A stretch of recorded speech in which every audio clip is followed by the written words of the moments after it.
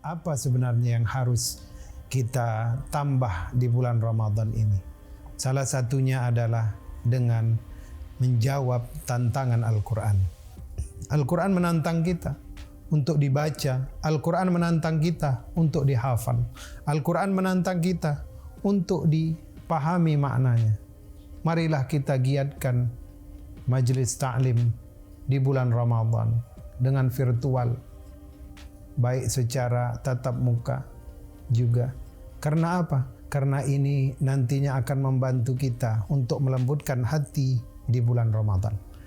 Sebagaimana yang kita ketahui bahwasanya bulan Ramadan ini adalah bulannya Al-Quran, sebagaimana pada pembahasan-pembahasan sebelumnya. Tetapi ada yang berbeda, yaitu kita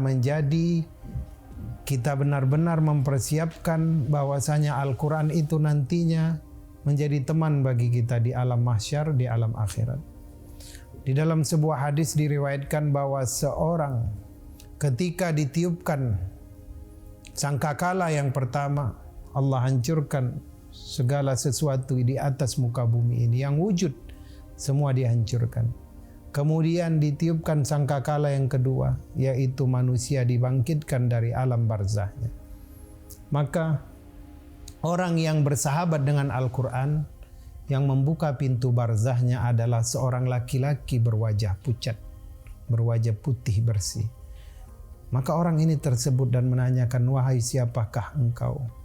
Aku adalah Al-Quran yang menjadi temanmu di siang hari dan menjadi bacaanmu pada saat kau berdiri, pada saat engkau sholat di malam hari. Dia akan menemani kita, dia akan menuntun kita. Cahayanya juga akan memberikan penerang bagi orang-orang yang ada di sekeliling kita. Maka Al-Quranlah yang harus kita perjuangkan di bulan Ramadan. Baik kualitas membacanya, baik kuantitas membacanya juga kita perbaiki. Kita dalami lagi tajwidnya. Kita perbaiki bacaan kita dengan mengikuti kelas tahsin. Gampang. Sekarang banyak kelas tahsin virtual. Kemudian kita ikutin kajian tafsirnya banyak. Kita lanjutkan kepada hadis tadi. Maka laki-laki yang pucat tadi mengatakan bahwa nanti kalian akan diberikan mahkota. Dari mana mahkota ini? Mahkota itu adalah dari bacaan Al-Quran anak-anak kalian. Di dalam riwayat yang lain dikatakan bahwa seseorang tiba-tiba terkejut karena diselimutkan di alam barzahnya oleh malaikat penjaga kubur. Kemudian dia mengatakan, dari manakah ini? Ini adalah dari bacaan Al-Quran anakmu yang masih ada di atas dunia. Maka dia pun bersyukur, wahai seandainya aku dari dulu diberikan kesempatan untuk mengajarkan anakku membaca Al-Quran, wahai sekiranya aku memfokuskan diriku untuk menjadikan anakku seorang yang ahli Quran, tentulah aku tidak kedinginan di alam barzah ini. Kita bayangkan berapa banyak orang tua yang sengsara di alam barzahnya karena anak-anak tidak mengirimkan amal jariahnya. Amal jariah orang tuanya itu anaknya tadi. Tidak mengirimkan doa.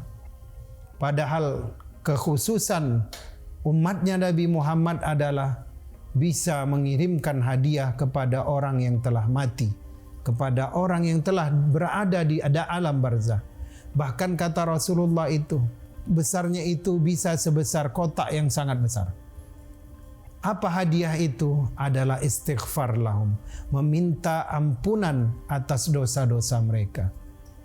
Maka kita sejak dini sudah bisa mendeteksi apakah anak-anak kita ini termasuk ciri-ciri anak yang akan mendoakan kita. Apakah anak-anak kita ini termasuk dari anak-anak yang akan sempat membacakan Al-Quran untuk kita?